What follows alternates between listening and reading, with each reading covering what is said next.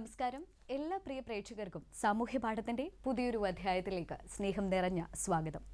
സമഗ്ര ആരോഗ്യത്തിന് യോഗ എന്നതാണ് ഇന്ന് ഈ അധ്യായത്തിലൂടെ നാം ചർച്ച ചെയ്യുന്ന വിഷയം. സമഗ്ര ആരോഗ്യം എന്നതുകൊണ്ട് അർത്ഥമാക്കുന്നത് എന്താണ് എന്ന് നമുക്കറിയാം. മനുഷ്യന്റെ ശാരീരികവും മാനസികവും വൈകാരികവുമായ ആരോഗ്യ സംരക്ഷണം, ആരോഗ്യ പരിപാലനം, അതാണ് സമഗ്ര ആരോഗ്യ സംരക്ഷണത്തിലൂടെ ലക്ഷ്യമിടുന്നത്. അത്തരം ഒരു പരിപ്രേക്ഷ്യത്തിലൂടെ നോക്കുകയാണെങ്കിൽ ഇന്നിതാ യോഗയ്ക്ക് ഏറെ പ്രാധാന്യമുണ്ട്, പ്രസക്തിയുണ്ട്. കാരണം പലപ്പോഴും നാം ചർച്ച ചെയ്യുന്നത് യോഗയെ എങ്ങനെ കൃത്യമായി വ്യാഖ്യാനിക്കാം എന്നുള്ളതാണ്. അതൊരു വ്യായാമ മുറ മാത്രമാണോ, അതോ ജീവിതശൈലിയാണോ, അല്ലെങ്കിൽ പൊതുവേ നമുക്ക് കേട്ട് പരിചിതമായിട്ടുള്ള ഒരു ആശയം യോഗശ്ച ചിത്ത വൃത്തി നിരോധ എന്നുള്ള ആ ഒരു ചിന്ത, അതായത് നമ്മുടെ വൈകാരികമായിട്ടുള്ള എല്ലാ തലങ്ങളെയും കൃത്യമായി നിയന്ത്രിച്ചുകൊണ്ട് ഒരു സന്തുലിതാവസ്ഥ സമ്മാനിക്കുന്ന ആ ഒരു യാത്ര, അതാണോ യോഗ? അത് നമുക്ക് കൃത്യമായി ഇന്ന് ഈ അധ്യായത്തിലൂടെ മനസ്സിലാക്കാം, ചർച്ച ചെയ്യാം, അപഗ്രഥനം നടത്താം. ഇന്ന് ഈ അധ്യായത്തിലെ അതിഥി doctor Jayaras PK., physician and psychiatrist. നമസ്കാരം സർ, സ്വാഗതം സാമൂഹ്യ പാഠത്തിൽ. നമസ്കാരം സർ. ഇന്നീ അധ്യായത്തിലൂടെ നാം ചർച്ച ചെയ്യുന്നത് സമഗ്ര ആരോഗ്യത്തിന് യോഗയെ എങ്ങനെ നമുക്ക് ഉപയുക്തമാക്കാം എന്നതിനെ പറ്റിയാണ്. സ്വാഭാവികമായും നാം മനസ്സിലാക്കുന്ന ഒരു കാര്യം, സമഗ്ര ആരോഗ്യം എന്നതുകൊണ്ട് തന്നെ അർത്ഥമാക്കുന്നത് നമ്മുടെ ശരീരത്തിൻ്റെയും മനസ്സിൻ്റെയും വൈകാരിക തലങ്ങളുടെയും ഒക്കെ ഒരു ആരോഗ്യ സംരക്ഷണമാണ്.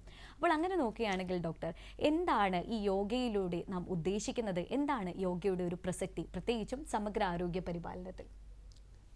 ഇന്നത്തെ കാലഘട്ടത്തിൽ യോഗ അനിവാര്യമായ ഒരു ഘടകമാണ്. കാരണം ആധുനിക വൈദ്യശാസ്ത്രം വളരെയധികം പുരോഗമിച്ചു കൊണ്ടിരിക്കുന്നു.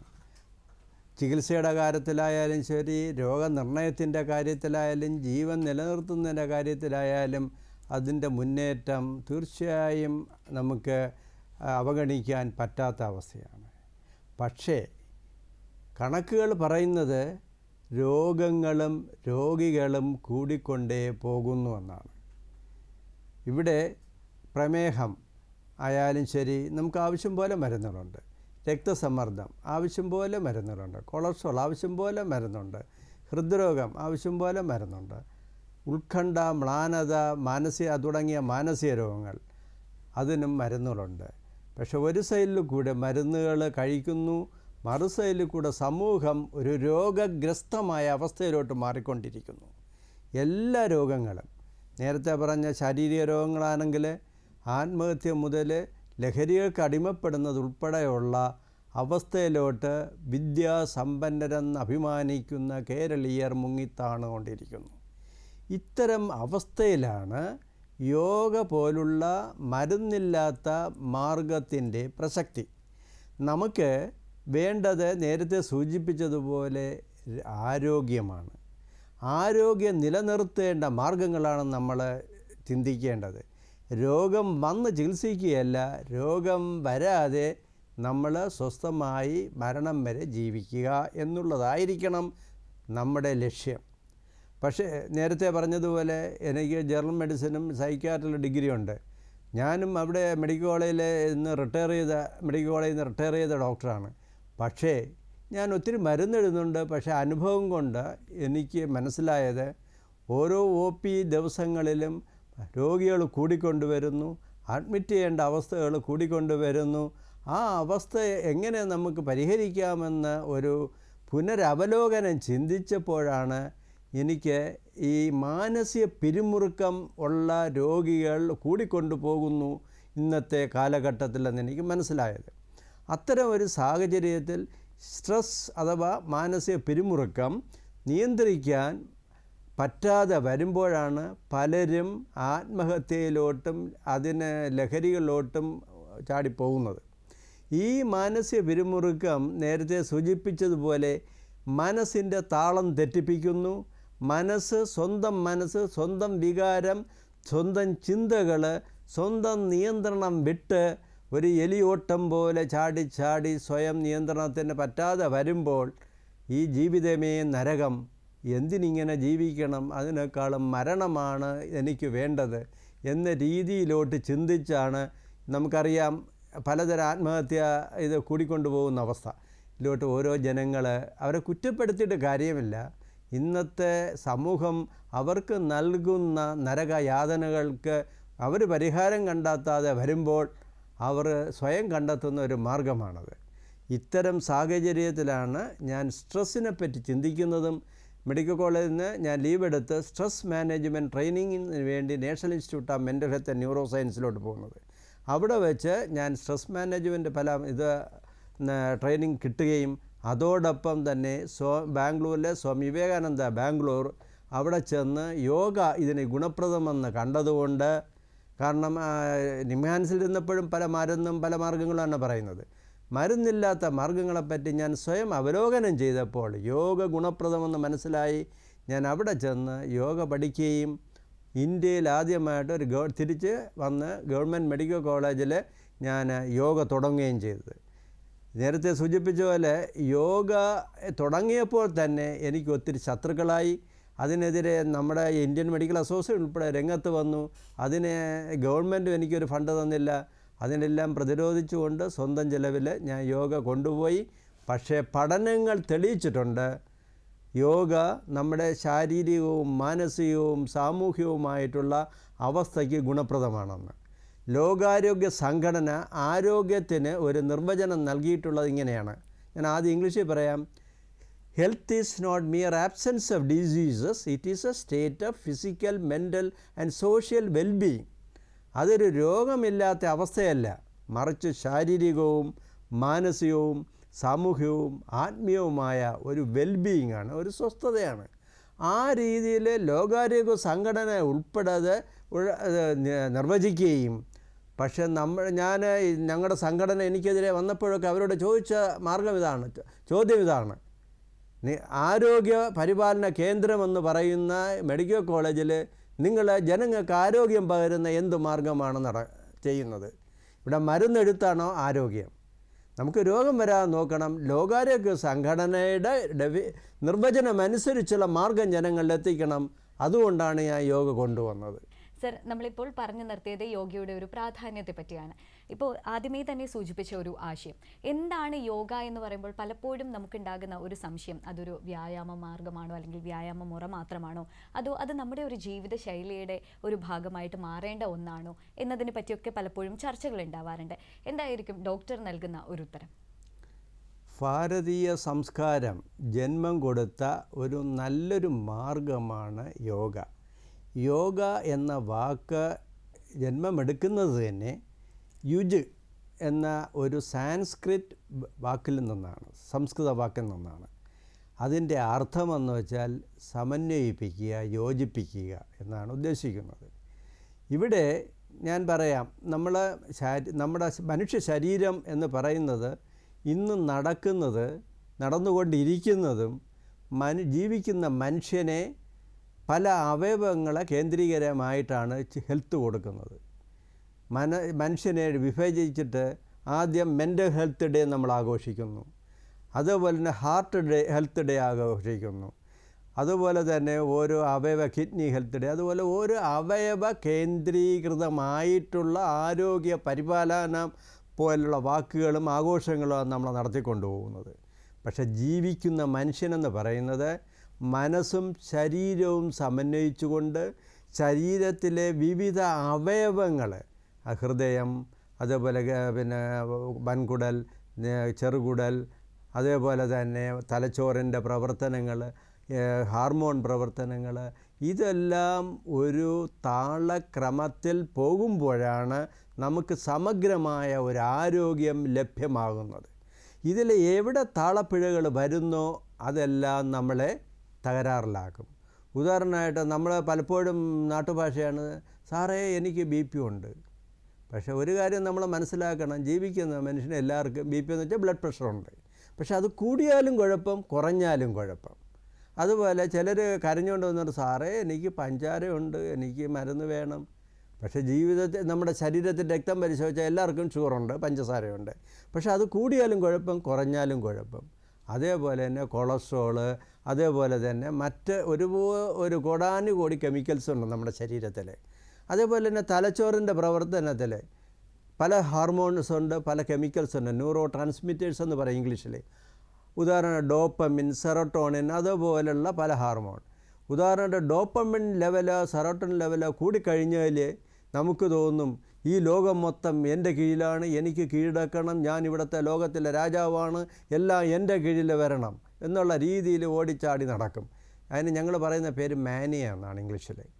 അതേസമയം സെറോട്ടോണിൻ ലെവൽ തീരെ താന്നു പോയി കഴിഞ്ഞാൽ നമ്മൾ എന്താ സംഭവിച്ചു കഴിഞ്ഞാൽ, നേരത്തെ ഞാൻ പറഞ്ഞ പോലെ വെളിച്ചം ദുഃഖമാണുള്ളി തമസല്ലോ സുഖപ്രദം എന്ന രീതിയിൽ നെഗറ്റീവ് ചിന്തകൾ, ദുഃഖകരമായ ചിന്തകളിലോട്ട് പോയി മ്ലാനതയിൽ മുങ്ങിത്താണ് ആത്മഹത്യയിലോട്ട്. ഞങ്ങളതിനെ ഇംഗ്ലീഷിൽ പറയുന്ന പേര് ഡിപ്രഷൻ എന്നാണ്.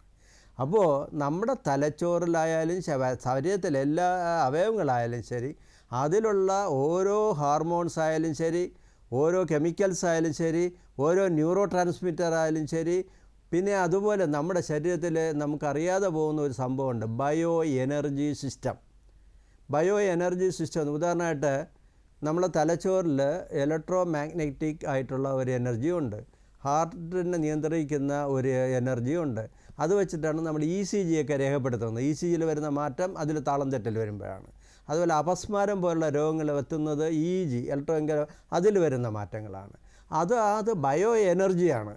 ആ ബയോ എനർജി സിസ്റ്റമുണ്ട്, ബയോ കെമിക്കൽ സിസ്റ്റമുണ്ട്, അവയവങ്ങളുടെ വിവിധ ഒരു കൂമ്പാരമുണ്ട്. ഞാൻ പറഞ്ഞ നേരത്തെ ഹാർട്ട് പോലുള്ള പല അവയവങ്ങൾ. ഇവയെല്ലാം ഒരു പാട്ട് കച്ചേരിയുടെ താളത്തിലും ഈണത്തിലും ഒരു താളക്രമമായി പ്രവർത്തിക്കുമ്പോഴാണ് ലോകാരോഗ്യ സംഘടന വിഭാവന ചെയ്യുന്ന ആരോഗ്യം വ്യക്തിക്ക് ലഭിക്കുകയുള്ളൂ, മനഃശാന്തിയോട് സ്വസ്ഥതയോട് ജീവിക്കാൻ പറ്റുകയുള്ളൂ. ഇവിടെയാണ് യോഗയുടെ പ്രസക്തി.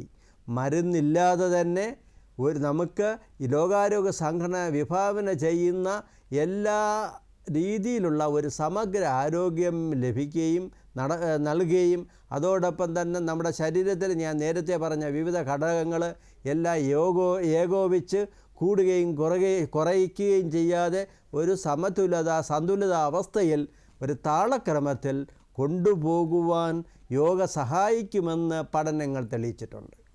തീർച്ചയായും ഡോക്ടർ. അപ്പം നാം മനസ്സിലാക്കുന്നത് പോലെ തന്നെ ഏതൊരു രോഗത്തിൻ്റെ ചികിത്സയിലും അതിൻ്റെ മരുന്നുകൾ സ്വീകരിക്കുന്നതിനോടൊപ്പം തന്നെ ഇത്തരത്തിലുള്ള യോഗ പോലെയുള്ള രീതികൾ നാം പിന്തുടർന്നാൽ അത് നമുക്ക് ഗുണപ്രദമാകും എന്ന് തന്നെയായിരിക്കുമല്ലോ ഡോക്ടർ. അതോടൊപ്പം തന്നെ പലപ്പോഴും ഡോക്ടർ ഇപ്പോൾ പറഞ്ഞു മാനസിക സമ്മർദ്ദം അല്ലെങ്കിൽ ഉത്കണ്ഠ ഇതൊക്കെ കാരണം വരുന്ന മറ്റനേകം അസുഖങ്ങളുണ്ട്, രോഗാവസ്ഥകളുണ്ട് മനുഷ്യ ശരീരത്തിൽ, ഉറക്കമില്ലായ്മ പോലെ അല്ലെങ്കിൽ BP പോലെയുള്ള രോഗാവസ്ഥകൾ. അപ്പോൾ ഇതിനൊക്കെ എങ്ങനെയാണ് യോഗ സഹായകമാകുന്നത്, ഇതിൻ്റെ ചികിത്സയിലായാലും അല്ലെങ്കിൽ ഇതിനെ പ്രതിരോധിക്കാനായാലും? നേരത്തെ പറഞ്ഞതുപോലെ stress is A silent killer എന്ന് പറയും. മാനസിക പിരിമുറുക്കം നമ്മളറിയാതെ തന്നെ നമ്മുടെ ശരീരത്തിലെ പലതരം മാറ്റങ്ങളുണ്ടാകും.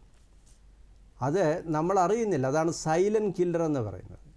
ഉദാഹരണമായിട്ട് നമ്മൾ ഒരു അടുത്ത ബന്ധു മരിച്ചുപോയി, കാണാൻ പോയ ഒരാൾ പെട്ടെന്ന് കുഴഞ്ഞു വീണു മരിച്ചു. ഒരു ഇംഗ്ലീഷിൽ നമ്മൾ പറയുന്നത് ബ്രോക്കൺ ഹാർട്ട് സിൻഡ്രോം. അത് കണ്ടതേ ഉള്ളൂ, അതൊരാധിയായി മാറി അതൊരു വ്യാധിയിലോട്ടെത്തി ഹൃദയം നിൽക്കുന്ന അവസ്ഥ വരെ എത്തിച്ചു. അതേപോലെ തന്നെ അത് കുറച്ച് കഴിയുമ്പോൾ ഒരു സ്ട്രെസ്സ് കണ്ടിന്യൂ ചെയ്യുന്നതിന് വേറൊരു വ്യക്തിക്ക് അത് കണ്ടിന്യൂ ചെയ്ത് ഇതിനെപ്പറ്റി ചിന്തിച്ച് വരുമ്പോൾ ഒരു സ്ട്രെസ്സായി മാറി അത് വിവിധ രോഗങ്ങളോട്, അതിനെ പോസ്റ്റ് ട്രോമാറ്റിക് സ്ട്രെസ് ഡിസോർഡർ എന്ന് ഇംഗ്ലീഷിൽ പറയും. ഉദാഹരണമായിട്ട് അത് തന്നെ ഒരു ഡിപ്രഷൻ. കാരണം ഇതിനെപ്പറ്റി ആദ്യം പിടിച്ച് ചിന്തിച്ചിരിക്കുമ്പോൾ നേരത്തെ ഞാൻ പറഞ്ഞതുപോലെ തന്നെ നമ്മുടെ ബയോ കെമിക്കൽ സിസ്റ്റത്തിൽ പല മാറ്റങ്ങളുണ്ടാക്കുകയും അത് നമ്മളെ ഡിപ്രഷൻ അതുപോലുള്ള പല രോഗങ്ങളിലോട്ടും നമ്മളെ നയിക്കും. അതേപോലെ സ്ട്രെസ്സ് കൂടുന്നതനുസരിച്ച് നമ്മൾ ഉദാഹരണമായിട്ട് നമ്മൾ നടന്നു പോകുന്നു, ഒരു പട്ടി നമ്മളെ കടിക്കാൻ വന്നു, നമ്മൾ അറിയാതെ തന്നെ നമ്മുടെ ശരീരം അതിന് പ്രതികരിക്കും. ഒന്നേ നമുക്കതിലൊന്ന് ഒളിച്ചോടണം പെട്ടെന്ന്, അല്ലെങ്കിൽ പട്ടി കടിക്കും, നമുക്ക് പിന്നെ പേവിഷബാധയ്ക്കൊക്കെ ഇഞ്ചക്ഷൻ എടുക്കേണ്ടി വരും. അപ്പോൾ പട്ടി കടിക്കാൻ വരുന്നു, ഒന്നേ നമ്മൾ അതിലൊന്ന് ഒളിച്ചോടണം പെട്ടെന്ന്, അല്ലെങ്കിൽ അതിനെ നമ്മൾ പ്രതിരോധിക്കണം. ഇംഗ്ലീഷിൽ പറയുന്നത് either to fight or flight. ഒന്നേ നമ്മൾക്ക് പട്ടിയെ എങ്ങനെയെങ്കിലും അടിച്ചോടിക്കണം, അല്ലെങ്കിൽ അതിനെ രക്ഷപ്പെടാനായിട്ട് വേറെ വഴി എങ്ങനെയെങ്കിലും ഓടി രക്ഷപ്പെടാൻ നോക്കണം. അതുപോലെ സ്ട്രെസ് എന്ന ഭീകരൻ നമ്മുടെ ജീവിത അന്തരീക്ഷത്തിൽ തുടർച്ചയായി നമ്മളെ ഇന്ന് വേട്ടയാടിക്കൊണ്ടിരിക്കുന്നു. അത് കുടുംബാന്തരീക്ഷത്തിലായാലും ശരി, പഠനത്തിൻ്റെ സാഹചര്യങ്ങളായാലും ശരി, അതുപോലെ ജോലി സ്ഥലങ്ങളിലായാലും ശരി, അതേപോലെ തന്നെ പല സാഹചര്യങ്ങളും നമ്മളെ വേട്ടയാടും. അതിനെ നമ്മൾ പറയുന്നത് എക്സ്റ്റേണൽ സ്ട്രെസ്. അതേപോലെ തന്നെയാണ് ഇൻറ്റേർണൽ സ്ട്രെസ്. ഓരോ പ്രശ്നങ്ങൾ നമ്മളെ മനസ്സ് we have to become the master of the mind. പക്ഷെ അത് പറ്റാതെ ഇത്തരം സംഭവങ്ങൾ നമ്മളെ മനസ്സിനെ തന്നെ വേട്ടയാടി എപ്പോഴും രാത്രിയും പകലും അങ്ങനെ ഇരിക്കുമ്പോൾ ഒരു സ്റ്റേജ് കഴിയുമ്പോൾ നമുക്ക് ഉറക്കമില്ലാത്ത രാത്രികളായിരിക്കും സൃഷ്ടിക്കുന്നത്. അങ്ങനെ ആദികൾ കൂടി ഇല്ലാത്ത വ്യാധികൾ, അത് നേരത്തെ പറഞ്ഞതുപോലെ ശാരീരിക രോഗങ്ങൾ, മാനസിക രോഗങ്ങൾ, എല്ലാ രോഗങ്ങളും from common cold to cancer, ഒരു വെറും ജലദോഷം മുതൽ ക്യാൻസർ വരെയുള്ള രോഗങ്ങൾക്ക് സ്ട്രെസ് ഒരു പ്രധാന വില്ലൻ ആണെന്ന് ശാസ്ത്രീയമായ തെളിവുകളുണ്ട്. എന്തെങ്കിലും സംശയമുണ്ടെങ്കിൽ നിങ്ങൾക്ക് ചോദിക്കാം എങ്ങനെ അതിലോട്ട് പോകുന്നു എന്നുള്ളത്. അതെ ഡോക്ടർ, അപ്പോൾ ഡോക്ടർ ഇപ്പോൾ സൂചിപ്പിച്ചു നമുക്ക് സ്ട്രെസ് എന്ന് പറയുന്നത് വളരെയധികം ബുദ്ധിമുട്ടുള്ള ഒരു അവസ്ഥയാണ്, മറ്റു പല രോഗങ്ങളിലേക്കും നയിക്കുന്ന ഒരു കാര്യം കൂടിയാണ്, അല്ലെങ്കിൽ ഒരു കാരണം കൂടിയാണ് ഈ സ്ട്രെസ് എന്ന് പറയുന്നത്. അപ്പോൾ ഇതിനോടൊപ്പം തന്നെ ഡോക്ടർ, നമ്മൾ വളരെയധികം മാനസിക സമ്മർദ്ദം അനുഭവിക്കുന്ന ഒരു സമയത്ത് മനസ്സിനെ ശാന്തമാക്കാനായി യോഗ നൽകുന്ന പാഠങ്ങൾ എന്തെല്ലാമായിരിക്കും? യോഗ നേരത്തെ സൂചിപ്പിച്ചതുപോലെ നമ്മുടെ ചിന്തകൾ, നമ്മുടെ വികാരങ്ങൾ, നമ്മളെ ആദികൾ നമ്മളെ വേട്ടയാടുമ്പോൾ അതിൽ നിന്ന് നമുക്ക് സ്വയം രക്ഷപ്പെടാൻ സഹായിക്കുന്ന ഒരു മാർഗമാണ് യോഗ. യോഗ എന്ന് പറയുന്നത് നമ്മൾ ഓട്ടവും ചാട്ടവും അതുപോലുള്ള മറ്റ് വ്യായാമങ്ങൾ പോലുള്ള വെറും ഒരു ശാരീരിക വ്യായാമമല്ല. നേരത്തെ സൂചിപ്പിച്ചതുപോലെ ശരീരത്തെയും മനസ്സിനെയും സമന്വയിപ്പിച്ച് നമ്മുടെ മനസ്സിനെ വേട്ടയാടുന്ന ഈ പറയുന്ന വികാരങ്ങളെ, നെഗറ്റീവ് വികാരങ്ങളെ എല്ലാം തൂത്തെറിഞ്ഞ് മനസ്സിന് ശാന്തത നൽകാൻ സഹായിക്കുന്ന ഒന്നാണ്. മനസ്സിനെ സ്വന്തം നിയന്ത്രണത്തിൽ കൊണ്ടുവന്ന് നമുക്ക് സ്വസ്ഥതയോട് ജീവിക്കാൻ പറ്റും. നമ്മളെ വേട്ടയാടുന്ന ചിന്തകളെ മനസ്സിൽ നിന്ന് തൂത്തെറിഞ്ഞ് നമ്മുടെ മനസ്സിൻ്റെ മനസ്സ് ഇത്തരം ചങ്ങലയിൽ വീഴാതെ സ്വതന്ത്രമായി ജീവിക്കുവാൻ സഹായിക്കുന്ന ഒന്നാണ് yoga. It is A self help method എന്ന് പറയാം ഇംഗ്ലീഷിൽ. അത് സ്വയം സാന്ത്വനം പകരുന്ന ഒരു മാർഗമാണ് യോഗ. തീർച്ചയായിട്ടും ഡോക്ടർ, ഇപ്പോൾ ഡോക്ടർ നേരത്തെ സൂചിപ്പിക്കുകയുണ്ടായി നമുക്ക് ചുറ്റും ഒരുപാടധികം മാനസിക പ്രശ്നങ്ങൾ അനുഭവിക്കുന്നവരുണ്ട്. അപ്പോൾ ഇത്തരത്തിൽ മാനസിക രോഗാവസ്ഥകളോട് നിശബ്ദമായിട്ട് പോരടിക്കുന്ന ഒരുപാട് പേർ, അവർക്ക് എങ്ങനെയാണ് യോഗ സഹായകമാകുന്നത്? നേരത്തെ സൂചിപ്പിച്ചതുപോലെ ഞാൻ പറഞ്ഞു, stress can be external or internal. ഇന്ന് നേരത്തെ പറഞ്ഞു വിദ്യാസമ്പന്നര നാട്, സംസ്കാര സമ്പന്നര നാട്. പക്ഷേ വിദ്യാഭ്യാസം കൂടുന്നു എങ്കിലും മദ്യവും അതുപോലെ മദ്യലഹരികളിലും നമ്മൾ അടിമപ്പെടുന്നു. അതുപോലെ സ്വാർത്ഥ മോഹത്തോടു കൂടി സ്വന്തം കാര്യം മാത്രം ലക്ഷ്യമിട്ട് സാമ്പത്തിക നേട്ടവും നമ്മൾ മുതലാളിയാണ് മറ്റുള്ളവരെ മുതലെടുത്ത് എങ്ങനെ ജീവിക്കാം എന്ന് ചിന്തയോടുകൂടി പ്രവർത്തിക്കുന്നതാണ് ഇന്നത്തെ സമൂഹം. നമുക്ക് വേണ്ടത് മനുഷ്യത്വമാണ്, മാനവികമാണ്. ആ മനുഷ്യത്വത്തോടുകൂടി എങ്ങനെ മറ്റുള്ളവരുമായിട്ട് സഹകരിച്ച് മറ്റുള്ളവരുടെ വേദനകൾ കൂടെ നമുക്കെങ്ങനെ സഹകരിച്ചവരെ സഹായിക്കാം എന്നുള്ള ചിന്തയോടുകൂടി പ്രവർത്തിച്ചാലേ മാത്രമേ നമ്മൾക്ക് മനുഷ്യത്വം വളർത്തിയെടുക്കാൻ പറ്റൂ. ആ മനുഷ്യത്വം വളർത്തിയെടുക്കുന്നതോടൊപ്പം അപ്പോൾ പരസ്പരമായിട്ടുള്ള എക്സ്റ്റേണലായിട്ടുള്ളത് കൺട്രോൾ ചെയ്യുക. പക്ഷേ എത്ര വിചാരിച്ചിട്ടും അങ്ങനെ നടക്കാത്ത സാഹചര്യങ്ങളാണ് ഉണ്ടായിക്കൊണ്ടിരിക്കുന്നതെങ്കിൽ സ്വയം ഹെൽപ്പ് ചെയ്യാവുന്ന ഈ എക്സ്റ്റേണലായിട്ട് വരുന്ന ആദിവ്യാധികളെല്ലാം നമുക്ക് മനസ്സിൽ നിന്ന് തൂത്തെറിയാൻ സഹായിക്കുന്ന ഒരു മാർഗമാണ് യോഗ. ഈ എക്സ്റ്റേണൽ എൻവയോൺമെൻറ്റിൽ നിന്ന് വീട്ടിൽ വന്ന് സ്വസ്ഥമായ ഒരു സാഹചര്യത്തിൽ ഇരുന്നു കൊണ്ട് അമിത ശബ്ദമോ വെളിച്ചമോ ഇല്ലാത്തൊരു സാഹചര്യം കണ്ടെത്തി ശാന്തമായി യോഗമാർഗങ്ങൾ ചെയ്തു കഴിയുമ്പോൾ മനസ്സ് നമ്മളെ മറ്റുള്ള ചങ്ങലകളിൽ നിന്ന് മോചിപ്പിച്ച് ഒരു സ്വസ്ഥമായ രീതിയിൽ ജീവിക്കാൻ സഹായിക്കും. അത് സത്യമാണ്, തെളിയിക്കപ്പെട്ട കാര്യമാണ്. ഡോക്ടർ, നമ്മൾ യോഗയുടെ പല തലങ്ങളെപ്പറ്റി സംസാരിക്കേണ്ടായി, ശാരീരികവും മാനസികവുമായിട്ടുള്ള മേഖലകളെപ്പറ്റി ഒക്കെ സംസാരിക്കേണ്ടായി. എങ്ങനെയാണ് നമുക്കതിനൊരു പ്രതിവിധിയാകുന്നത്, ഇത്തരം പ്രശ്നങ്ങൾക്ക് ഒരു പ്രതിവിധിയാകുന്നത് എന്നതിനെ പറ്റിയും സംസാരിക്കേണ്ടത്. ഇനിയും ഒരുപാടധികം വിഷയങ്ങളിലേക്ക് കടക്കേണ്ടതുണ്ട്. പക്ഷേ അതിനു മുമ്പായി നമുക്കൊരു കോളറിലേക്ക് കടക്കാം. നമ്മോടൊപ്പം ഒരു കോളർ ചേരുകയാണ്. മോഹനൻ സാറാണ്. നമസ്കാരം സർ, സ്വാഗതം സാമൂഹ്യ പാഠത്തിലേക്ക്. ഡോക്ടറിനോട് സംശയം ചോദിക്കാം. Hello sir. ഹലോ സാർ, ഞാൻ എൻ്റെ പേര് മോഹനൻ എന്നാണ്. ഞാൻ തൃശ്ശൂരിൽ നിന്ന് വിളിക്കണേ. എനിക്ക് 73 വയസ്സായി. BP ഉണ്ട്. അപ്പൊ ഈ BP നമുക്ക് കൺട്രോൾ ചെയ്യാനായിട്ട് ഈ മെഡിറ്റേഷൻ, ഇപ്പൊ പ്രാണായാമം സഹായിക്കുമോ, എങ്ങനെ സഹായിക്കുന്നു എന്ന് അറിയാനാണ്. ഡോക്ടറിന് ചോദ്യം വ്യക്തമായി എന്ന് കരുതുകയാണ്. BP-ക്ക് അതിനെങ്ങനെയാണ് യോഗ സഹായിക്കുന്നത്, BP-യെ കൺട്രോൾ ചെയ്യുന്നതിനായിട്ട്? നേരത്തെ ഞാൻ സൂചിപ്പിച്ചതുപോലെ നമുക്ക് എന്തെങ്കിലും അബോധ മനസ്സിൽ അടിഞ്ഞാടുന്ന ചിലതരം സ്ട്രെസ്സ് അല്ലെങ്കിൽ ആധികൾ ഒരു പ്രായം കഴിയുമ്പോൾ പ്രത്യേകിച്ച് നമ്മുടെ ശരീരത്തിൽ ചില മാറ്റങ്ങൾ വരും. അത് ഉദാഹരണമായിട്ട് ഇംഗ്ലീഷിൽ നിങ്ങൾ പറയും അഡ്രിനാലിൻ, നോറഡ്രിനാലിൻ, കോർട്ടിസോള്, അതുപോലെ പല കെമിക്കൽസ് ഇങ്ങനെ കണ്ടിന്യൂസ് ആയിട്ട് പ്രവർത്തിക്കുകയും അത് നമ്മുടെ രക്തക്കുഴലുകളെ ചുരുക്കും, അതോടൊപ്പം ഹൃദയമിടിപ്പിൽ വ്യത്യാസം ഉണ്ടാക്കും. അങ്ങനെ ഹൃദയമിടിപ്പിലെ വ്യത്യാസത്തോടൊപ്പം തന്നെ പ്രഷർ കൂടുകയും ചെയ്യും. നേരത്തെ ഞാൻ സൂചിപ്പിച്ചതുപോലെ ഒരു പട്ടി നമ്മളെ കടിക്കാൻ വരുന്നു. ആ സമയത്ത് നമ്മളെ ഹൃദയമിടിപ്പ് പെട്ടെന്ന് കൂടും, BP കൂടും. അതിനെ പ്രതിരോധിക്കാൻ നമ്മുടെ ശരീരം കണ്ടെത്താൻ മാർഗമാണ്.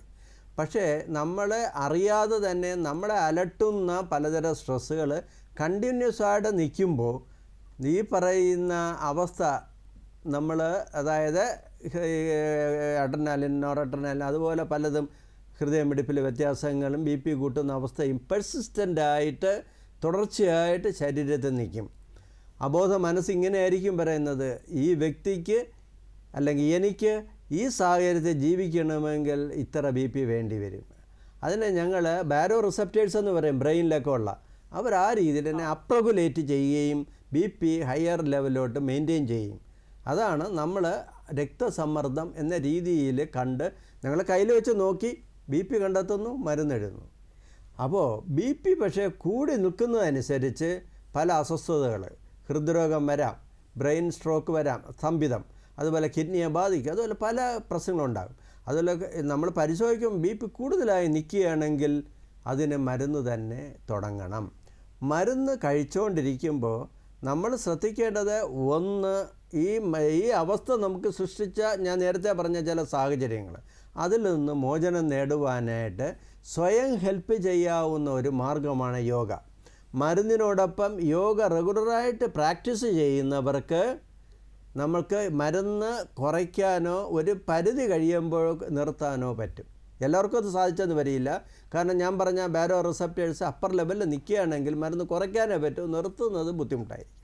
അപ്പോൾ അത് വ്യക്തിഗതമായിട്ട് മെഡിക്കൽ ചെക്കപ്പോടുകൂടി ആണ് യോഗ ചെയ്യേണ്ടത്.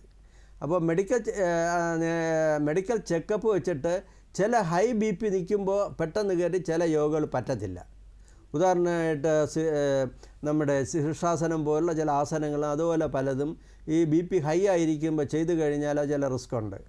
അപ്പം മെഡിക്കൽ സപ്പോർട്ടോടുകൂടി, മെഡിക്കൽ എയ്ഡോടുകൂടി, ഇപ്പം തന്നെ ഞാനിവിടെ യോഗ നടക്കുന്നുണ്ട്, വരുന്നവർക്കെല്ലാം മെഡിക്കൽ ചെക്കപ്പ് ചെയ്ത് ഏത് യോഗ ഇന്ന രോഗത്തിന് പറ്റുമോ പറ്റൂല എന്ന രീതിയിൽ ഒരു അനലൈസ് ചെയ്തിട്ടാണ് യോഗ ഏതൊക്കെ കൊടുക്കണം എന്ന രീതിയിൽ യോഗ തെറാപ്പിസ്റ്റിനെ അറേഞ്ച് ചെയ്യുന്നത്. ഓക്കെ സർ, ഈ മെഡിറ്റേഷൻ കൊണ്ട് ഈ നമുക്ക് വളരെ സ്ട്രെസ് കൊണ്ടാണ് ഇത് ഉണ്ടാവണേ. അപ്പൊ സ്ട്രെസ്സിനെ കുറയ്ക്കാൻ ഈ മെഡിറ്റേഷൻ സഹായിക്കില്ല സാർ? ഡോക്ടർ, സ്ട്രെസ്സിനെ കുറയ്ക്കാനായിട്ട് മെഡിറ്റേഷൻ നമുക്ക് സഹായകമാകില്ലേ എന്നാണ് ചോദ്യം. അതാണ് ഞാൻ നേരത്തെ സൂചിപ്പിച്ചത്. സ്ട്രെസ്സ് എന്ന് പറയുന്നത് ഒരു പരിധി കഴിയുമ്പോൾ, നേരത്തെ ഞാൻ രക്തസമ്മർദ്ദം, പ്രഷർ എന്ന വാക്ക് പറഞ്ഞു, മനസ്സിലെ പ്രഷർ കൂട്ടും. മനസ്സിലെ പ്രഷർ കൂട്ടിയാണ് ആദ്യമായി പല രോഗങ്ങളോടും നയിക്കുന്നത്. പക്ഷേ തുടക്കത്തിലെ നമ്മൾ പറയും പ്രിവെൻറ്റീവ്, ഈ അവസ്ഥ നമ്മളെ വേട്ടയാടി നമ്മളെ കൊല്ലാതിരിക്കാനായിട്ട്, രോഗഗ്രസ്തമാക്കാതിരിക്കാനായിട്ട് യോഗ റെഗുലറായിട്ട് ചെയ്യുന്നവർക്ക് സ്ട്രെസ്സ് നമ്മളെ വിഴുങ്ങാതെ ശ്രദ്ധിച്ച് കൊണ്ടുപോകാൻ പറ്റും, രോഗഗ്രസ്തമാകാതെ നമുക്ക് കൊണ്ടുപോകാൻ പറ്റും. ഇറ്റ് ഈസ് വളരെ യൂസ്ഫുള്ളാണ്. സ്വന്തമായിട്ട് സ്വന്തം വീട്ടിലിരുന്ന് സ്വന്തം സാഹചര്യത്തിലിരുന്ന് സ്വന്തം ആരോഗ്യം ഓരോ രോഗങ്ങൾ വരാതെ സഹായിക്കുന്ന ഒരു ശാസ്ത്രീയ തെളിവുള്ള മാർഗമാണ് യോഗ. ഓക്കെ ഈ സർ, പ്രാണായാമം ഇതിന് ഹെൽപ്പ് ചെയ്യില്ലേ? പ്രാണായാമം ഇതിന് ഹെൽപ്പ് ചെയ്യില്ലേ? സർ ഒന്നും കൂടി പറയാമോ? പ്രാണായാമം ഈ ഇതിന് BP കുറയ്ക്കാനായിട്ട് സഹായിക്കില്ലേ സാർ? പ്രാണായാമം BP കുറയ്ക്കാനായിട്ട് സഹായിക്കില്ലേ? അത് വളരെ ഗുണപ്രദമായ ഒരു മാർഗമാണ്. പ്രാണായാമ എന്ന് പറയുന്നത് തന്നെ നമ്മൾ അതിൻ്റെ ശരിയായ രീതിയിൽ ചെയ്യുമെങ്കിൽ നമ്മുടെ ശരീരത്തിൽ 2 തരം നെർവസ് സിസ്റ്റം ഉണ്ട്.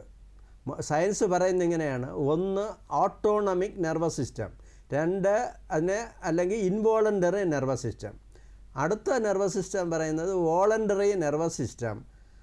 വോളണ്ടറി നെർവസ് സിസ്റ്റം എന്ന് പറഞ്ഞപ്പോൾ തന്നെ ഞാൻ കൈ ഇങ്ങനെ പൊക്കുന്നു, അങ്ങനെ ആക്കുന്നു, മാറ്റുന്നു, അല്ലെങ്കിൽ ചുണ്ടനക്കുന്നു, അതെല്ലാം തന്നെ കണ്ണടയ്ക്കുന്നു, കാല് മടക്കുന്നു, നിവർക്കുന്നു, ഇതെല്ലാം എൻ്റെ സ്വന്തം കൺട്രോളിൽ നിൽക്കുന്നതാണ്.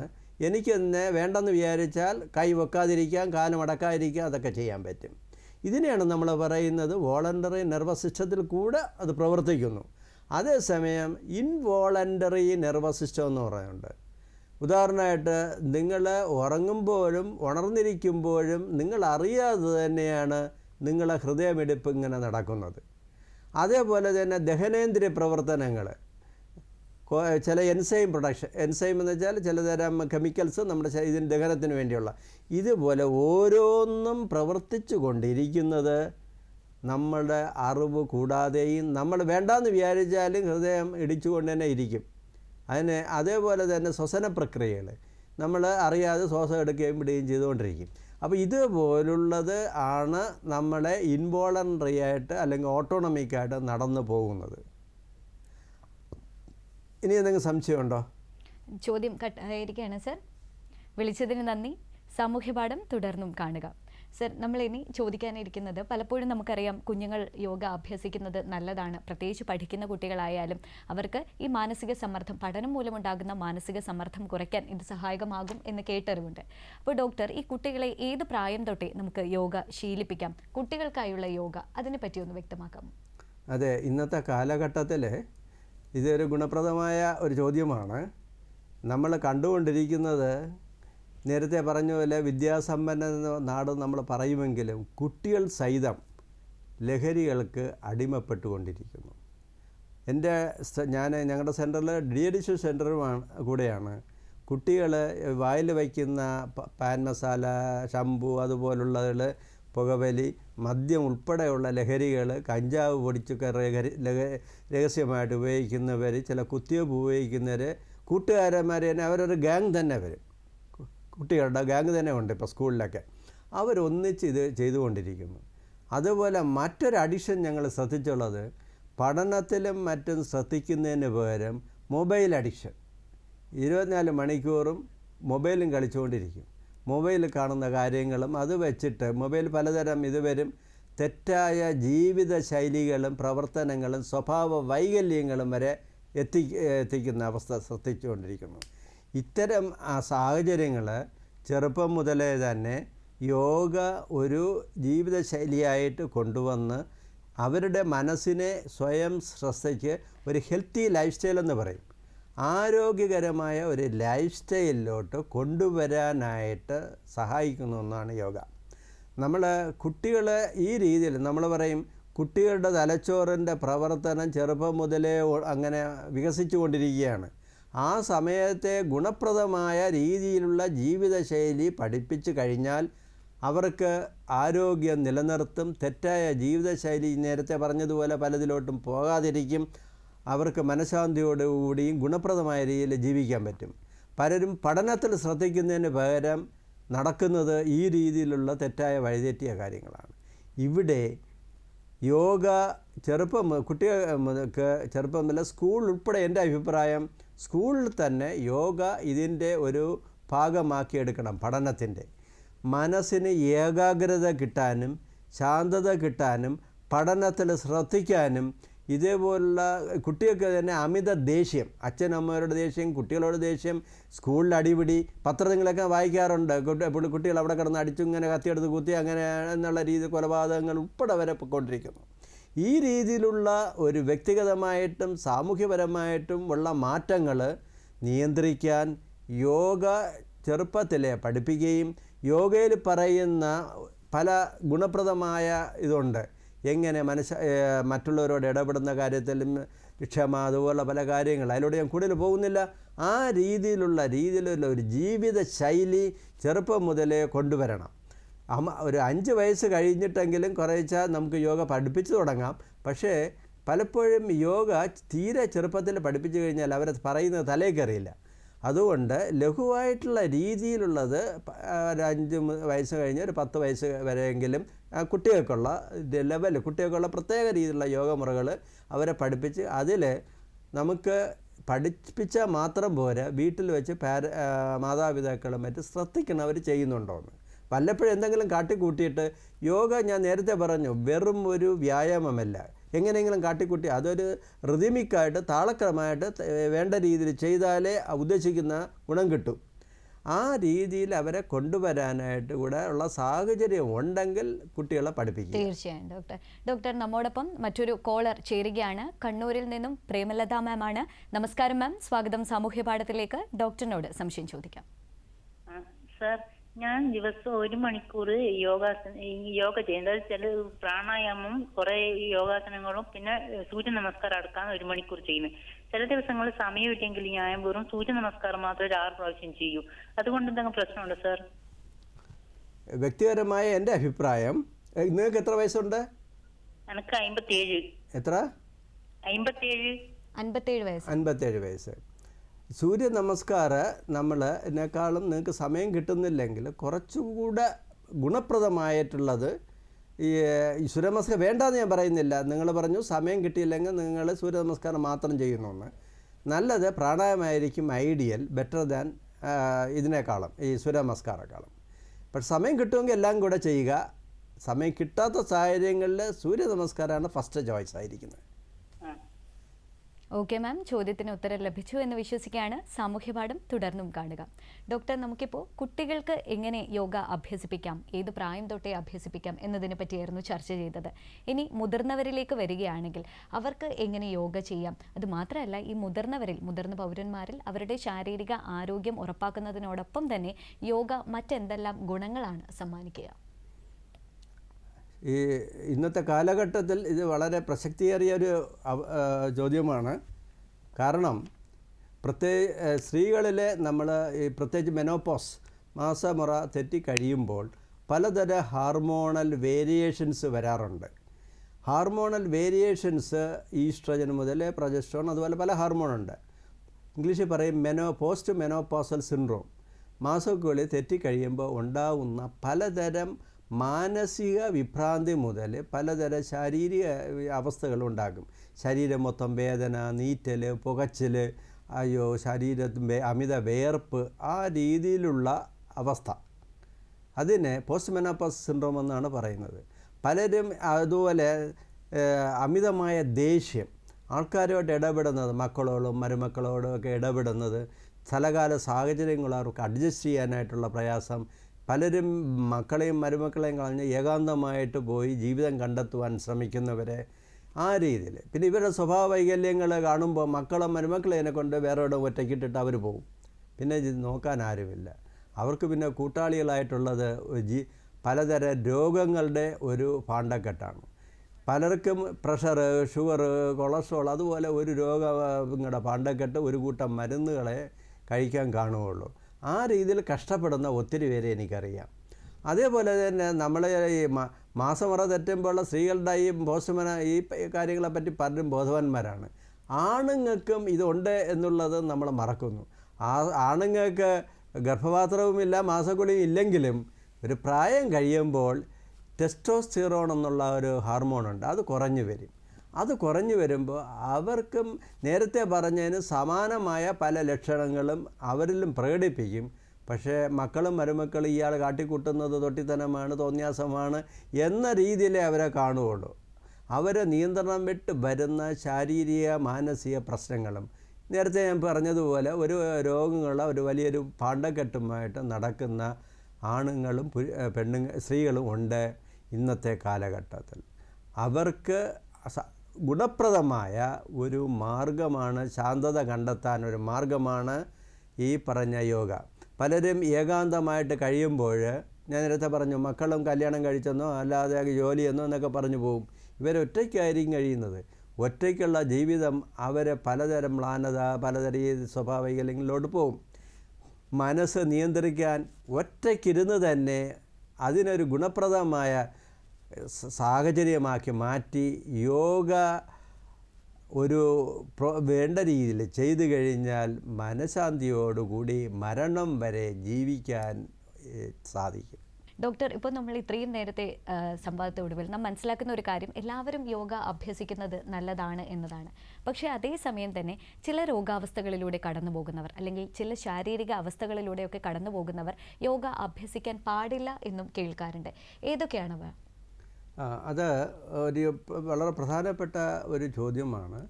കാരണം യോഗ എന്ന് പറയുന്നത് ഞാൻ നേരത്തെ സൂചിപ്പിച്ചു വളരെ ഗുണപ്രദമാണ്. പക്ഷേ ചില രോഗങ്ങൾ, ഈ തെറ്റിദ്ധാരണകളുണ്ട് എല്ലാ രോഗങ്ങൾക്കും അത് ചെയ്യാമെന്ന്. ചില രോഗങ്ങൾ ഉള്ളവർക്ക് ചില ഇനം ഈ യോഗാസനങ്ങൾ പറ്റുകയില്ല. ഉദാഹരണമായിട്ട് ഹൃദ്രോഗം വന്നവർക്ക് അവർക്ക് ചില ആസനങ്ങൾ ചെയ്യുന്നത് റിസ്ക്കാണ്. അതേപോലെ തന്നെ ഒരു പെട്ടെന്നൊരു ഹാർട്ട് അറ്റാക്ക് വന്ന് ട്രീറ്റ്മെൻറ്റിലാണ്. അത് സ്റ്റേബിളായിട്ട് വരുന്ന മെഡിക്കലായിട്ട് ജനറൽ കണ്ടീഷൻ, ഉദാഹരണം ഹൃദയമിടിപ്പിൽ താളം തെറ്റൽ വരും, ഫിബ്രിലേഷൻ എന്ന് ഇംഗ്ലീഷിൽ പറയും, പലതരം ടാക്കിക്കാർഡിയ, അതുപോലെ പലതും വരും. അങ്ങനെയുള്ള വ്യത്യാസങ്ങൾ, അതുപോലെ രക്തോട്ടം കുറഞ്ഞ് ഹൃദയത്തിൻ്റെ പമ്പിങ് മാറിയിരിക്കുന്ന സമയങ്ങൾ, അവിടെയൊന്നും ഒരു യോഗയും ചെയ്യാൻ പാടില്ല. പക്ഷേ അത് ഇമ്പ്രൂവ് ചെയ്ത് സ്റ്റേബിളായതിന് ശേഷം ഒരു മെഡിക്കൽ ചെക്കപ്പ് കഴിഞ്ഞ് ലഘുവായ യോഗ, അതിലൊന്നാണ് പ്രാണായാമ. പ്രാണായാമ ഹൃദ്രോഗത്തിൽ എല്ലാം സ്റ്റേബിളായി വരുമ്പോൾ ആദ്യം തുടങ്ങേണ്ട യോഗ. ആസനങ്ങളും ബാക്കിയെല്ലാം ജനറലായിട്ട് സ്റ്റേബിളായതിന് ശേഷം, അതായത് ഹൃദ്രോഗത്തിൻ്റെ അക്യൂട്ട് സ്റ്റേജ് മാറി സ്റ്റേബിളായതിന് ശേഷം അല്ലാതെ ചെയ്യാനേ പാടില്ല. അത് റിസ്ക് ഉണ്ട്, അപകട സാധ്യത ഉണ്ട്. അതേപോലെ തന്നെ സ്ട്രോക്ക് വന്നവരും അതുവരും ചില ആസനങ്ങൾ ചെയ്തു കഴിഞ്ഞാൽ ബ്ലീഡിങ്ങോ അതുപോലെ പലതും ഉണ്ടാകാൻ സാധ്യത ഉണ്ട്. അപ്പോൾ പിന്നെ വേറൊന്ന്, നെട്ടലിലെ ഡിസ്ക് കംപ്രഷൻ ഉണ്ട്. ഞങ്ങൾ ഇംഗ്ലീഷിൽ പറയുന്നത് സെർവിക്കൽ സ്പോണ്ടിലോസിസ്, ലംബാർ സ്പോണ്ടിലോസിസ്.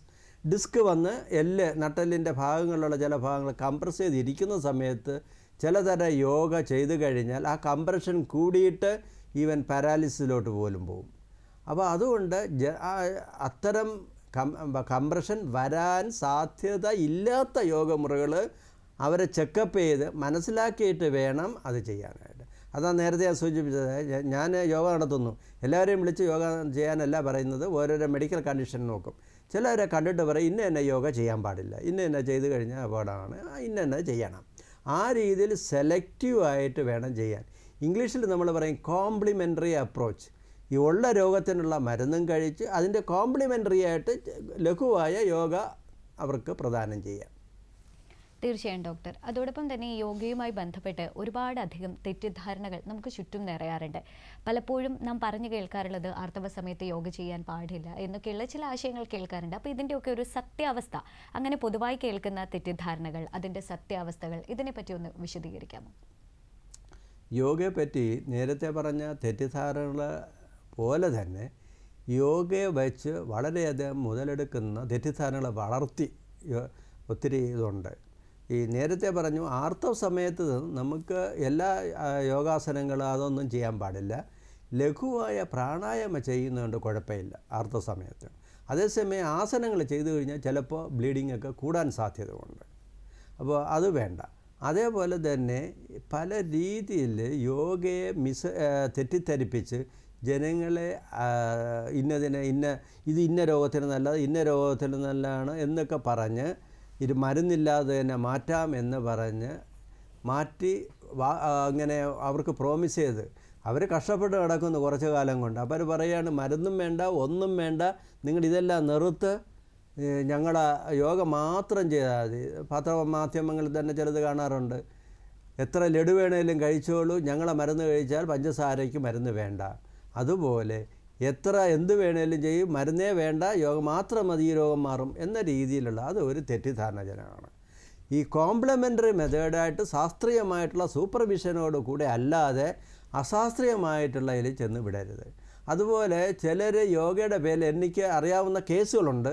അത് വെച്ചിട്ടാണ് ഞാൻ പറയുന്നത്. ലൈംഗികമായി ചൂഷണം ചെയ്യുന്നവരുണ്ട്. അവരത് പറയും ഇത് ചെയ്ത് കഴിഞ്ഞാൽ ഇന്നതാണ്, അത് യോഗയുടെ ഭാഗമാണ്, ടാൻട്രിക് യോഗ, അതുപോലെ പലതൊക്കെ ഉണ്ട്. അതിലൂടെ ഞാൻ കൂടുതൽ പോകുന്നില്ല. ജനങ്ങളെ ആ രീതിയിൽ തെറ്റിദ്ധരിപ്പിച്ച് ഇത് ചെയ്ത് കഴിഞ്ഞാൽ ഇത്, പക്ഷെ അവരെ മിസ്യൂസ് ചെയ്ത് അവരെ പലതരം ലൈംഗിക വൈകൃതങ്ങൾ വരെ കൊണ്ടുപോയിട്ട് അവസാനം ഒരു രക്ഷയില്ലാതെ എൻ്റെ അടുത്ത് വരുന്ന കേസുകൾ വെച്ചിട്ടാണ് ഞാൻ ഇത് പറഞ്ഞത്. അതേപോലെ തന്നെ ചിലർ ഇത് വെച്ചിട്ട് ദൈവങ്ങളായി മാറിക്കൊണ്ടിരിക്കുന്നു. യോഗ കൊണ്ട് ടെൻഷൻ അടിക്കുക അവരുടെ അടുത്ത് പോകുന്നുണ്ട്. യോഗയും ധ്യാനമാർഗങ്ങളും വഴി അവർക്കൊരു മനഃശാന്തി കിട്ടുന്നു. അത് വെച്ച് അവർ മുതലെടുത്ത് ഈ കക്ഷി ഒരു ദൈവമായി മാറി ദൈവങ്ങൾ കൂടിക്കൊണ്ടേ ഇന്നത്തെ കാലഘട്ടം പോയിക്കുന്നു, ജനങ്ങളെ ചൂഷണം ചെയ്യുന്നു. അപ്പോൾ ഡോക്ടർ, ഇപ്പോൾ പലപ്പോഴും നമ്മൾ യോഗയുമായിട്ട് ബന്ധപ്പെട്ടിട്ട് അല്ലെങ്കിൽ ഏത് വ്യായാമ മുറകളുമായിട്ട് ബന്ധപ്പെട്ട് പറഞ്ഞു കേൾക്കാറുള്ള ഒരു കാര്യമാണ്, എല്ലാത്തിനും അതിൻ്റേതായിട്ടുള്ള ഒരു പരിമിതികളുണ്ട്. അതായത് നമ്മുടെ ശരീരത്തിൻ്റെ പരിമിതി, ലിമിറ്റ് മനസ്സിലാക്കി മാത്രമേ ഏത് വ്യായാമ മുറകളും ചെയ്യാൻ പാടുള്ളൂ എന്നത്. അപ്പോൾ പലപ്പോഴും നാം യോഗ അഭ്യസിക്കുന്നത് എപ്പോൾ അഭ്യസിക്കണം എന്നതിനെ പറ്റി ഡോക്ടർ സൂചിപ്പിക്കേണ്ടായി. എത്രത്തോളം അഭ്യസിക്കണം എന്നതിനൊരു ഉത്തരമായിട്ട് എന്തായിരിക്കും? നേരത്തെ ഞാൻ സൂചിപ്പിച്ചതുപോലെ എല്ലാ കാര്യങ്ങളും അമിതമായാൽ അമൃതം വിഷം എന്ന് നമ്മൾ പറയാറുണ്ട്. അതുപോലെ യോഗ നമ്മൾ ഒന്ന് പ്രായം, രണ്ട് നമുക്ക് ഉള്ള പലതരം അസുഖങ്ങളുടെ അതെല്ലാം വിലയിരുത്തി, പിന്നെ നമുക്ക് ജോലി അതുപോലെ ചില സാഹചര്യങ്ങളുണ്ട്, അതെല്ലാം കണ്ട് ഒരു സമയം, സാഹചര്യം, അതിൻ്റെ എത്ര നേരം, എന്ത് തരം യോഗ എന്നുള്ളതെല്ലാം തന്നെ ഒരു വിലയിരുത്താൻ ഒരു ഡോക്ടറുടെ കൂടെ സഹായത്തോടു കൂടി നിങ്ങൾ തീരുമാനം എടുക്കുകയാണ് നല്ലത്. കാരണം ഓരോ വ്യക്തിഗതമായി ഇന്നത്തെ തിരക്കേറിയ ജീവിതത്തിൽ ഏതൊക്കെ രീതിയിലും നമ്മളിത് കൊണ്ടുവരാൻ പറ്റും. നേരത്തെ ഞാൻ പറഞ്ഞതുപോലെ ചില യോഗമുറകൾ നമുക്ക് പാടില്ല ചില രോഗമുള്ളവർക്ക്. അതേപോലെ തന്നെ പ്രായം ഞാൻ പറഞ്ഞു, കുട്ടികൾക്ക് ചിലത് പറ്റത്തില്ല, അതേസമയം പ്രായമുള്ളവർക്ക് ചിലത് പറ്റത്തില്ല. അപ്പോൾ ചില ജോലി സ്ഥലത്ത് വെച്ച് ചിലത് ചെയ്യാൻ പറ്റില്ല. അപ്പോൾ ഇങ്ങനെയുള്ള സാഹചര്യങ്ങളിൽ എങ്ങനെ സമയം കണ്ടെത്തണം? ഉദാഹരണമായിട്ട് നമ്മൾ സാധാരണ പറയുന്നത് രാവിലെ എണീറ്റ് ഫ്രഷായിട്ട് പിന്നെ രാവിലത്തെ കാപ്പി അതൊന്നും കുടിക്കുന്നതിന് മുമ്പേ തന്നെ യോഗ ചെയ്യണം, ഉടനെ കാപ്പി കുടിക്കാൻ പാടില്ല എന്നൊക്കെയാണ്. പക്ഷേ അതിൻ്റെ സാഹചര്യം അനുസരിച്ച് നമുക്ക് പറ്റിയില്ലെങ്കിൽ അത് ഏത് രീതിയിൽ അഡ്ജസ്റ്റ് ചെയ്യണമെന്നുള്ളത് വ്യക്തിഗതമായിട്ട് നമ്മൾ അനലൈസ് ചെയ്തിട്ട് അവർക്ക് അതിനുള്ള മാർഗം വേറെ രീതിയിൽ എങ്ങനെ ചെയ്യാൻ പറ്റും. അതുപോലെ രാവിലെ എണീറ്റോടെ ചെയ്യുകയാണ് യോഗ നല്ലത്. പറ്റുമെങ്കിൽ രാവിലെയും വൈകുന്നേരവും. പല ഓഫീസ് ജോലിക്കാർക്ക് പക്ഷേ രാവിലെ പറ്റത്തില്ല, വൈകുന്നേരമേ പറ്റൂ. അപ്പോൾ ആ രീതിയിൽ എങ്ങനെ സമയം അഡ്ജസ്റ്റ് ചെയ്യണം, ആഹാരക്രമം അതെപ്പോഴും എങ്ങനെ വേണം, ദിനചര്യയുടെ ഭാഗമായിട്ടുള്ള പലതേ കൂളി അത് എങ്ങനെ അഡ്ജസ്റ്റ് ചെയ്യണം, ഇതെല്ലാം വ്യക്തിഗതമായിട്ട് അനലൈസ് ചെയ്ത് വേണ്ട ഡയറക്ഷൻ കൊടുക്കുകയാണ് നല്ലത്. പൊതുവായിട്ടൊന്ന് പറയുന്നത് ഇന്നത്തെ കാലത്ത് ശരിയാവില്ല. തീർച്ചയായും ഡോക്ടർ, നമുക്ക് ഏതാണ്ട് ഇന്ന് നമുക്കായി അനുവദിച്ച സമയം പൂർത്തിയാവുകയാണ്. അതിനാൽ തന്നെ അവസാന ചോദ്യത്തിലേക്ക് കടക്കാം. ഡോക്ടർ, പലപ്പോഴും നാം മനസ്സിലാക്കുന്ന ഒരു കാര്യം, യോഗ ചെയ്യുമ്പോൾ പലരും വരുത്തുന്ന തെറ്റുകളുണ്ട്. അപ്പോൾ കർശനമായും ചെയ്യാൻ പാടില്ല എന്ന് ഡോക്ടർ നിർദ്ദേശിക്കുന്ന യോഗാഭ്യാസത്തിൽ അങ്ങനെയുള്ള തെറ്റുകൾ എന്തെല്ലാമായിരിക്കും? വളരെ ചുരുങ്ങിയ വാക്കുകളോട് വ്യക്തമാക്കാം. അതെ, യോഗ എന്നുള്ളത് ഗുണപ്രദമാകണമെങ്കിൽ അത് ഈ നേരത്തെ പറഞ്ഞ ചെയ്യേണ്ട സമയത്ത് ചെയ്യേണ്ട രീതിയിൽ ചെയ്തു കഴിഞ്ഞാലേ ഗുണപ്രദമുള്ളൂ. ഉദാഹരണം പ്രാണായാമയുടെ കാര്യം തന്നെ നമ്മൾ അതിൽ പ്രധാനമായിട്ടുള്ള പിന്നെ ഇത് എന്ന് പറയുന്നത് ശ്വസന പ്രക്രിയയാണ്. എല്ലാ മനുഷ്യരും ജനിച്ചു കഴിഞ്ഞാൽ മരണം വരെ ശ്വാസം എടുത്ത് തന്നെയാണ് ജീവിക്കുന്നത്. പക്ഷെ പ്രാണായാമയുടെ പ്രത്യേകത എന്ന് പറയുന്നത് ഒന്ന്, ശ്വാസത്തിൽ മാത്രം മനസ്സ് ശ്രദ്ധിച്ചിട്ട്, പ്രാണ എന്ന് പറയുന്നത് തന്നെ പ്രാണായാമ ബയോ എനർജി, പ്രകൃതിയിൽ നിന്നുള്ള ഒരു ബയോ എനർജി നമ്മുടെ ശരീരത്തിലോട്ട് ഇങ്ങനെ കയറി വിവിധ കുണ്ടലിനി സിസ്റ്റം എന്ന് പറഞ്ഞ് ശരീരത്തിലെ പല ഇതിലോട്ട് വ്യാപിക്കുന്നതായിട്ട് നമ്മുടെ ശ്വസനത്തിൽ മാത്രം ശ്രദ്ധിച്ച് ഒരു ശുഭസങ്കല്പം എന്നുവെച്ചാൽ ഈ പറഞ്ഞ രീതിയിൽ നമുക്ക് ഗുണപ്രദമായ ഒരു ബയോ എനർജി നമ്മുടെ ശരീരത്തോട്ട് കയറുന്നു എന്നുള്ള ഒരു സങ്കല്പത്തോടിൽ മാത്രം ശ്രദ്ധിച്ച് നമ്മൾ ആ രീതിയിൽ സകലം ശ്വാസം നേരെ എടുത്ത് അതിനെ അല്പനേരം നിർത്തി പിന്നെ സ്ലോ ആയിട്ട് പുറത്തു വിടുന്നു. ആ അവസ്ഥ ഒരു ശ്രദ്ധയോടെ ചെയ്തില്ലെങ്കിൽ അത് സാധാരണ ശ്വസനക്രിയ എല്ലാവരും ജീവിച്ചിരിക്കുമ്പോൾ ചെയ്യും പോലെ ആകുള്ളൂ, ഒരു ഗുണവും കിട്ടത്തില്ല. അപ്പോൾ 1 സമയമെടുത്ത് ചെയ്യണം, 2 ഈ പറഞ്ഞ ഋതം താളക്രമത്തിൽ ചെയ്യണം, 3 മനസ്സ് അതിൽ മാത്രം ശ്രദ്ധിക്കണം, 4 ശ്രദ്ധയോടൊപ്പം തന്നെ മനസ്സിന് യോജിച്ച് സന്തോഷം നൽകുന്ന ശുഭസങ്കല്പങ്ങൾ കൂടെ അതിൻ്റെ കൂടെ കൊണ്ടുവരാം. ആ രീതിയിൽ ചെയ്താലേ യോഗ ഗുണമുള്ളൂ. അതുപോലെ തന്നെ ആസനങ്ങൾ, അത് വെറും ഒരു എക്സസൈസ് അല്ല, നമ്മൾ ഒരു ഇംഗ്ലീഷിൽ പറയുന്ന ബയോ ഫീഡ്ബാക്ക് എന്ന് പറയും. ഡോക്ടർ ഇടപെടുകയാണ്. നമുക്ക് തീർച്ചയായും അറിയാം ഈ ഒരു വിഷയം ഒരുപാടധികം ചർച്ച ചെയ്യേണ്ടുന്ന ഒന്നാണ്. യോഗ എന്നത് നമ്മുടെ ഒരു ജീവിത ശൈലിയുടെ ഒരു ഭാഗമായിട്ട് തന്നെ കൊണ്ടുപോകേണ്ട ഒരു കാര്യം കൂടിയാണ്. അതിനെപ്പറ്റി ഇനിയും അധികം ഏറെ പറയാനുണ്ട്, ചർച്ച ചെയ്യാനുണ്ട്. പക്ഷേ എന്നിരുന്നാലും നമുക്കായി അനുവദിച്ച സമയം ഇവിടെ ഇതാ പൂർണ്ണമാവുകയാണ്. ഇന്നീ അധ്യായത്തിൽ അതിഥിയായി എത്തിച്ചേർന്ന ഏറ്റവും പ്രിയപ്പെട്ട ഡോക്ടർ ജയരാജ് സാറിന് ഹൃദയത്തിൻ്റെ ഭാഷയിൽ സ്നേഹം നിറഞ്ഞ നന്ദി. Thank you sir, thank you so much. ലോക സമസ്തോ സുഖിനോ ഭവന്തു യോഗയിലൂടെ. തീർച്ചയായും ഡോക്ടർ. വൈവിധ്യപൂർണ്ണമായ മറ്റൊരു വിഷയവുമായി വീണ്ടും കാണാം. നന്ദി, നമസ്കാരം.